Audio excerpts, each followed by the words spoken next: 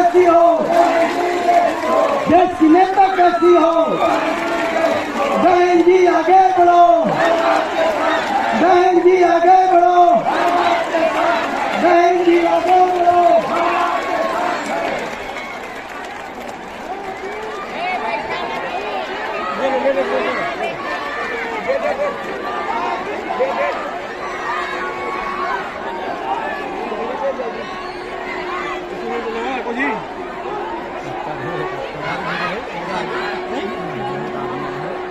अब मैं चाहूंगा कि आगे का मंच हमारे राष्ट्रसभा सांसद जी राम जी गौतम जी इसको संचालित करें।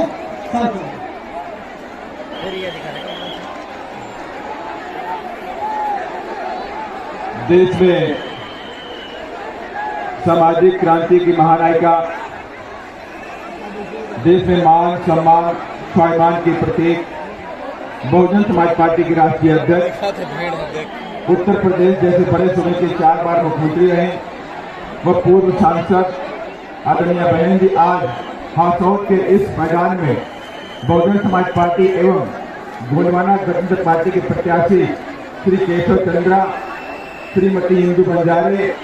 श्री श्याम कंगन जी, श्री लाल साहेब फूटे जी, श्री राधेश श्याम सूर्यवंशी जी,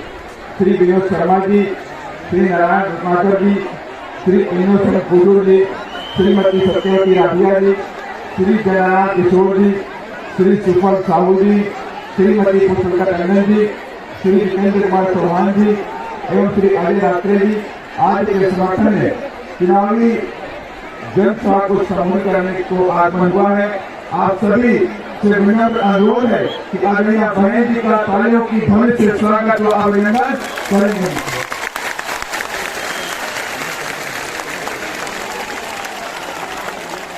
और अब मैं पार्टी के वरिष्ठगण एवं प्रत्याशीगण बहन जी को बहुजन समाज पार्टी का प्रतीक चिन्ह भेंट कर माननीय बहन जी का स्वागत और अभिनंदन करें।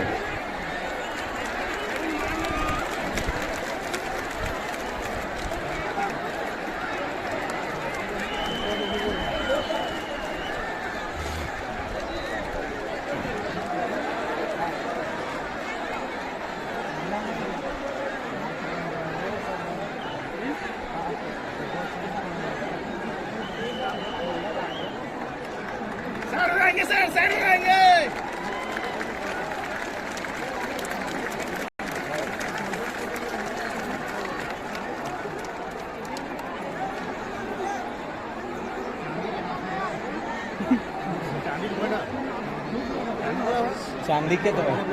जामा खान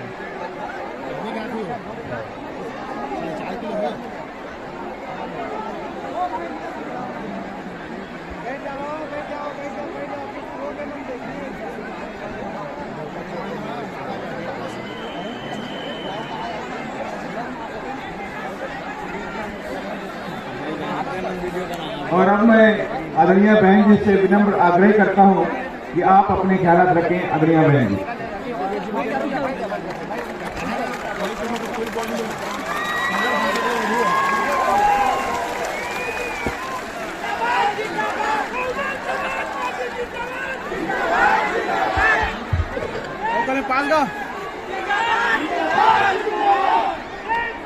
चुनावी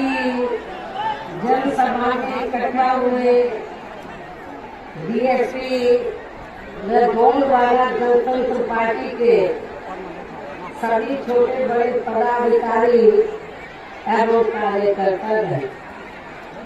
आज आप लोग जहाँ अपने छत्तीसगढ़ स्टेट में विधानसभा के लिए हो रहे आम चुनाव में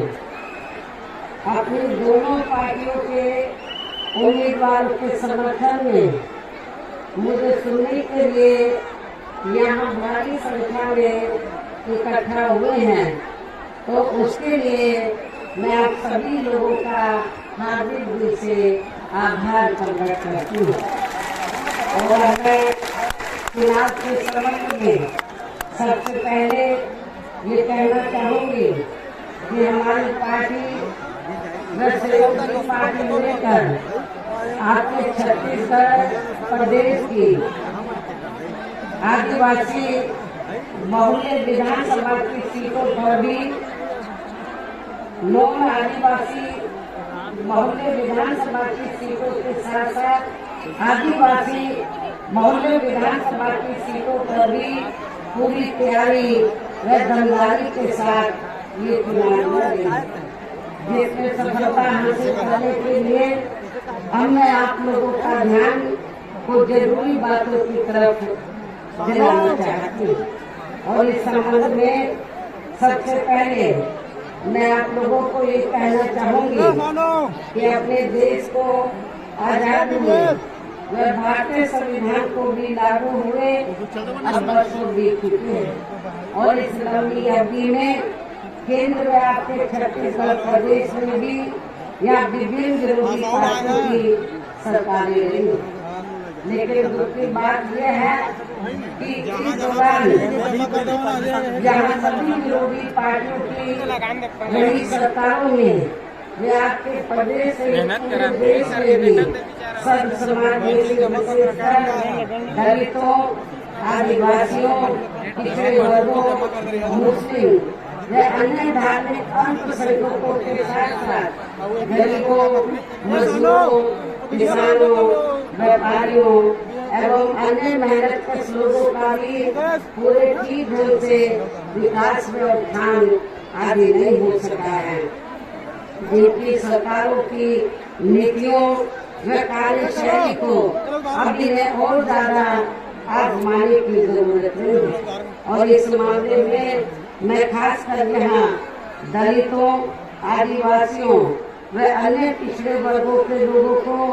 ये भी बताना जरूरी समझती हूँ कि इन्हें परम पूज्य बाबा साहब डॉक्टर भीमराव अम्बेडकर के कड़े संघर्ष एवं अथक प्रयासों से भारतीय संविधान के तहत मिले कानूनी अधिकारों में से खासकर सरकारी नौकरियों में जो आरक्षण की सुविधा मिली है, तो उसे भी यहाँ शुरू से ही इन वर्गों के प्रति हीन व जातिवादी मानसिकता रखने वाली सभी विरोधी पार्टियों की रही सरकारें प्रभावहीन बनाने में तथा इसे अब धीरे धीरे खत्म करने की भी पूरी कोशिश में लगी हुई। यही मुख्य वजह है कि देश में आजादी के बाद व शुरू में केंद्र व अधिकांश राज्यों में भी काफी लंबे समय तक सत्ता में आसीन रही कांग्रेस पार्टी ने और अब पिछले कुछ वर्षों से केंद्र एवं काफी राज्यों में भी बीजेपी व अन्य विरोधी पार्टियों की भी रही सरकारों ने इनका आरक्षण का कोटा अभी तक भी पूरा नहीं किया है। पदोन्नति में आरक्षण को तो इन्होंने मान्य कोर्ट की आड़ में काफी हद तक खत्म ही कर दिया है और इस मामले में लगभग यही खराब स्थिति हमें आपके छत्तीसगढ़ प्रदेश में भी देखने के लिए मिल रही है। इसके साथ ही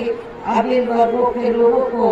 प्राइवेट सेक्टर में आरक्षण दिए जाने की व्यवस्था किए बिना ही केंद्र के राज्यों में भी ज्यादातर सरकारी कार्य यहाँ प्राइवेट सेक्टर के जरिए देश के अधिकांश बड़े बड़े पूंजीपतियों व धनासेठों को ही दिए जा रहे हैं, जिसके कारण अब पूरे देश में इन वर्गों के लोगों को आरक्षण का बहुत कम ही लाभ मिल पा रहा है और इससे अब पूरे देश में दलितों व आदिवासियों के साथ साथ अन्य पिछड़े वर्गों को भी काफी ज्यादा नुकसान हो रहा है, जबकि अन्य पिछड़े वर्गों के लोगों को ये मालूम होना चाहिए कि इन्हें मंडल कमीशन की रिपोर्ट के तहत आरक्षण की ये सुविधा केंद्र में कांग्रेस पार्टी की रही सरकार में नहीं मिली है। आप लोगों को ये मालूम है कि अंग्रेजों के जाने के बाद कांग्रेस पार्टी जब लंबे अरसे तक केंद्र और ज्यादातर राज्यों की सत्ता में रही तो अति पिछड़े वर्ग के लोग ये चाहते थे कि इनको भी SC/ST की तरह जिंदगी के हर पहलू में आगे बढ़ने के लिए इनको आरक्षण का कोटा मिलना चाहिए। सभी कानूनी अधिकार जैसे SC/ST के लोगों को मिल रहे हैं इन वर्गों के लोगों को भी मिलना चाहिए। लेकिन कांग्रेस पार्टी ने इस ओर ध्यान नहीं दिया। लेकिन जब ये वर्ग इनकी दोहरी नीति की वजह से इनसे अलग होने लगा कांग्रेस पार्टी से, तो अब ये जाति जनगणना की बात करते हैं। अब इनसे ये पूछा जाए कि जब आप इनको सुविधा देना ही नहीं चाहते, कानूनी अधिकार देना ही नहीं चाहते, आरक्षण देना ही नहीं चाहते हैं, तो फिर आप किस आधार पर आप कह रहे जाति जनगणना होनी चाहिए? जाति जनगणना तो तब होनी चाहिए जब ये सही मायने में एससी, एसटी, ओबीसी वर्गों की जो संख्या है उसके आधार पर इनको आगे बढ़ने का मौका दे। आप लोगों को खास तौर से मैं अति पिछड़े वर्ग के लोगों को ये बताना चाहती हूँ कि अंग्रेजों के जाने के बाद लंबे अरसे तक सेंट्रल में कांग्रेस पार्टी पावर में अति पिछड़े वर्ग के लोगों को ये मालूम होना चाहिए। तो बाबा साहब डॉक्टर अम्बेडकर ने भारतीय संविधान में आर्टिकल 340 की व्यवस्था की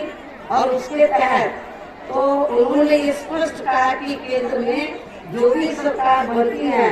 तो वो एससी, एसटी की तरह